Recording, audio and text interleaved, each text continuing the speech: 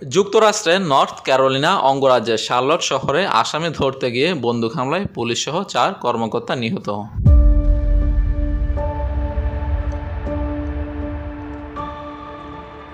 এই ঘটনায় গুলিবিদ্ধ হয়ে আহত হয়েছেন আরও 4 জন।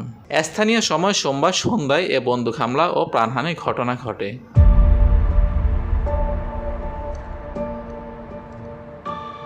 জানা গেছে, অবৈধ আগ্নেয়াস্ত্র রাখার দায়ে এক ব্যক্তিকে আটক করতে গেলে এ হতাহতের ঘটনা ঘটে।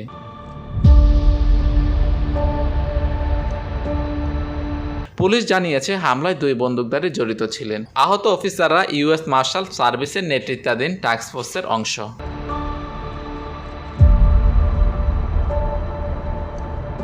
এই ঘটনায় পুলিশ প্রধান বলেন, এটি তার 30 বছরের ক্যারিয়ারে পুলিশ অফিসারদের উপর সবচেয়ে খারাপ হামলা।